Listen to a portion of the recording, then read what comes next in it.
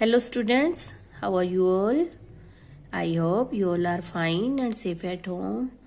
Welcome all of you in Hindi class. बच्चों, आज हम करेंगे अलंकृत पुस्तक का पाठ 14 विराम चिन्ह, जो कि पेज नंबर 76 पर है। विराम चिन्ह, जिसको आप इंग्लिश में बोलते हो पंक्चुएशंस। ये विराम चिन्ह क्या होते हैं? जब हम किसी बात को समझाते हैं या थोड़ा रुकते हैं या प्रश्न पूछते हैं या अपनी हैरानी दर्शाते हैं, तब अलग अलग चिन्हों का प्रयोग किया जाता है। अलग अलग चिन्हों का यानी अलग अलग संकेतों का प्रयोग किया जाता है। तो उन चिन्हों को, उन संकेतों को हम क्या कहते हैं? विराम चिन्ह। बच्चों, जब भी बात करते हैं तो हाव भाव से दूसरों को अपनी बात समझाते हैं, अर्थात कभी थोड़ा रुककर, कभी ज्यादा रुककर, कभी प्रश्न के रूप में या कभी हैरानी जताकर कहते हैं, है ना। जब हम बात करते हैं तो हम अपने हाव भाव दिखाते हैं ना। जब हम अपने हाव भाव से दूसरों को बात समझाते हैं, अर्थात कभी रुककर, कभी थोड़ा रुककर, कभी ज्यादा रुककर, कभी प्रश्न के रूप में तुम कहाँ जा रहे हो, या कभी हैरानी जताकर कहते हैं वाह तुमने तो बहुत अच्छा काम किया, है ना। हैरानी जताते हैं ना। इसी रुक रुक कर बोलने को हम क्या कहते हैं? विराम। जब हम बोलते हैं रुक रुक कर, हाव भाव दर्शाते हैं, उसको तो बोलते हैं विराम। ये तो बोलने में तो हो गया विराम। बोलते समय तो सिर्फ हम विराम का प्रयोग करते हैं, लेकिन हम जब लिखित भाषा में इन विरामों को दर्शाते हैं, इन विरामों का प्रयोग करते हैं, तो वो क्या कहलाता है? विराम चिन्ह।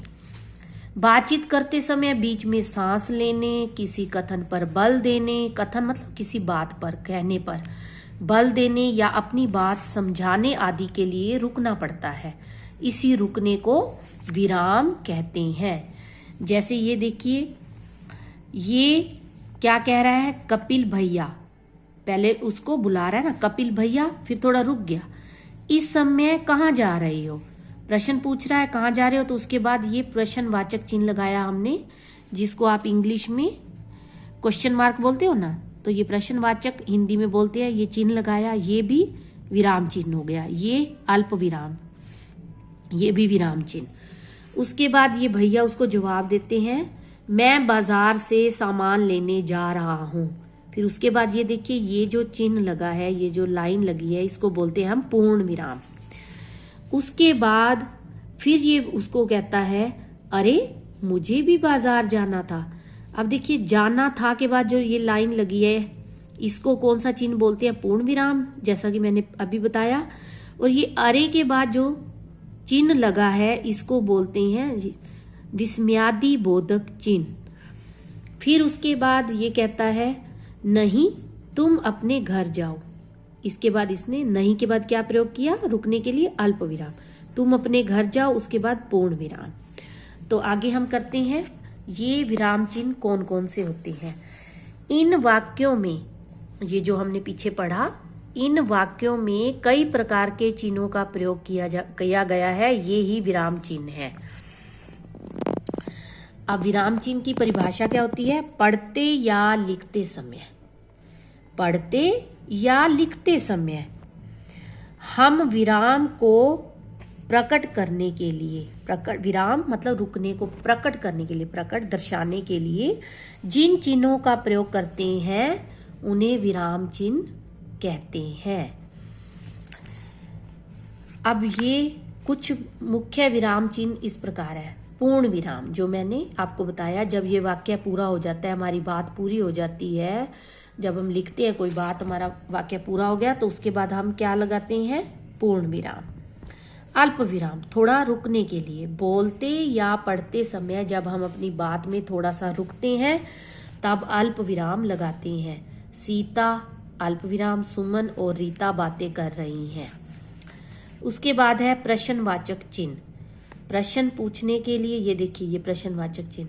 प्रश्न पूछते या लिखते समय वाक्य पूरा होने पर इस चिन्ह को लगाते हैं। आप कहाँ जा रहे हो? उसके बाद है विस्मयादि बोधक चिन्ह। इस चिन्ह को हर्ष, हर्ष क्या होता है? खुशी, शोक, दुख, आश्चर्य, हैरानी व घृणा के भावों को, घृणा नफरत के भावों को दर्शाने के लिए लगाते हैं। इस चिन्ह को खुशी, दुख, हैरानी व घृणा नफरत के भावों को दर्शाने के लिए लगाते हैं। अरे तुम कैसे गिर गए, वाह कितना सुंदर महल है। ठीक है, तो इस पाठ से हमने क्या सीखा? विराम का अर्थ है रुकना। लिखते समय रुकने के लिए विराम चिन्हों का प्रयोग किया जाता है। लिखते समय रुकने के लिए विराम चिन्हों का प्रयोग किया जाता है। विराम चिन्ह के प्रकार: पूर्ण विराम, जो हमने ऊपर किए अभी, पूर्ण विराम, अल्प विराम, प्रश्नवाचक चिन्ह, विस्मयादि बोधक चिन्ह। जैसे जैसे आप बड़ी क्लास में होते जाएंगे आपको और भी चिन्हों का ज्ञान करवाया जाएगा। अभी क्लास के अनुसार 4 ही आपको चिन्ह करवाए गए हैं: पूर्ण विराम, अल्प विराम, प्रश्नवाचक चिन्ह, विस्मयादि बोधक चिन्ह। अब हम करेंगे इसका अभ्यास कार्य। देखिए, मौखिक तथा लिखित प्रश्न। प्रश्नवाचक चिन्ह किसे कहते हैं? प्रश्न पूछते तथा लिखते समय, प्रश्न पूछते तथा लिखते समय वाक्य पूरा होने पर प्रयोग होने वाले चिन्ह को। प्रश्न पूछते या लिखते समय वाक्य पूरा होने पर प्रयोग होने वाले चिन्ह को। अल्प विराम चिन्ह किसे कहते हैं? बोलते या पढ़ते समय, बोलते या पढ़ते समय थोड़ा रुकने पर प्रयोग होने वाले चिन्ह को। बोलते या पढ़ते समय थोड़ा रुकने पर प्रयोग होने वाले चिन्ह को। विराम चिन्ह किसे कहते हैं? पढ़ते या लिखते समय विराम लेने के लिए प्रयोग करने वाले चिन्ह को। विराम चिन्ह किसे कहते हैं? पढ़ते या लिखते समय विराम लेने के लिए प्रयोग होने वाले चिन्ह को। उसके बाद प्रश्न 2 है, सही विकल्प का चयन कर उस पर सही का निशान लगाइए। पूर्ण विराम चिन्ह का प्रयोग होता है वाक्य पूरा होने पर या आश्चर्य दिखाने के लिए। ये वाक्य पूरा होने पर प्रयोग किया जाता है पूर्ण विराम का। प्रश्नवाचक चिन्ह का प्रयोग किया जाता है प्रश्न पूछने के लिए, हैरानी दिखाने के लिए, प्रश्न पूछने के लिए। अल्प विराम चिन्ह का प्रयोग किया जाता है वाक्य के बीच में, वाक्य के अंत में, वाक्य के बीच में किया जाता है। विस्मयादि बोधक चिन्ह का प्रयोग किया जाता है 2 शब्दों को जोड़ने के लिए, हर्ष प्रकट करने के लिए। ये आएगा हर्ष प्रकट करने के लिए। उसके बाद है निम्न विराम चिन्हों का वाक्य प्रयोग कीजिए। ये विराम चिन्ह दिए हुए हैं, इनका वाक्य प्रयोग करना है। ये देखिए, ये अल्प विराम, हमने यहाँ अल्प विराम का प्रयोग करके वाक्य लिखा, राम, सीता तथा लक्ष्मण वन को गए थे। पूर्ण विराम, मैं घर जा रहा हूं। उसके बाद पूर्ण विराम। अरे, ये है विस्मयादि बोधक चिन्ह, अरे विस्मयादि बोधक चिन्ह, तुम इधर आओ। उसके बाद हमने पूर्ण विराम लगाया, हमने इसका प्रयोग कर लिया। प्रश्नवाचक चिन्ह, तुम क्या कर रहे हो। उसके बाद प्रश्नवाचक चिन्ह। उसके बाद प्रश्न 4 है, नीचे लिखे वाक्यों में विराम चिन्ह लगाइए। अरे, अरे के बाद हम क्या लगाएंगे? विस्मयादि बोधक चिन्ह। अरे, तुम्हें चोट तो नहीं लगी। प्रश्न पूछ रहा है, तुम्हें चोट तो नहीं लगी। तुम बाहर क्यों खड़े हो। अनिल, सुनील और संदीप घूमने जा रहे हैं। अनिल पूर्ण अल्प विराम, सुनील और संदीप घूमने जा रहे हैं। उसके बाद पूर्ण विराम। राम सीधा साधा लड़का है। पूर्ण विराम। हाय कितना बड़ा शेर है। हाय, हाय के बाद विस्मयादि बोधक चिन्ह, कितना बड़ा शेर है। अब प्रश्न 5 है, निम्नलिखित अनुच्छेद में उचित विराम, ये अनुच्छेद दिया हुआ है, उचित विराम चिन्हों का प्रयोग कीजिए और उसे दोबारा लिखिए।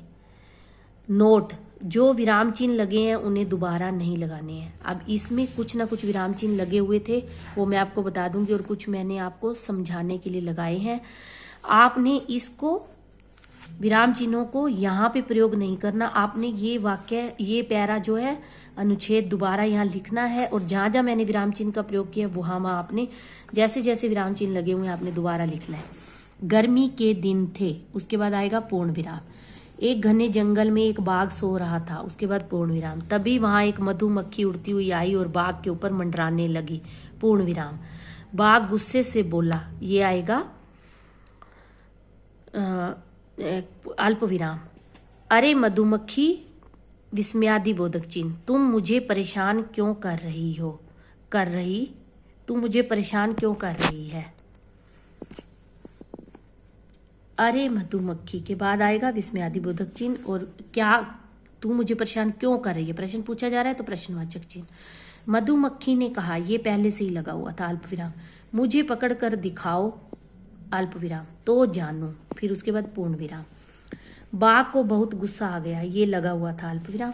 वह जोर जोर से पंजे चलाकर उसे पकड़ने की कोशिश करने लगा, परंतु मधुमक्खी उसके हाथ नहीं आई, पूर्ण विराम। बाघ गुस्से से दांत पीसता रह गया, पूर्ण विराम। आई होप आपको समझ में आ गया होगा। तो आपने अच्छे से ये रीड करना है, समझना है और अपना काम भी कंप्लीट करना है। Okay, take care.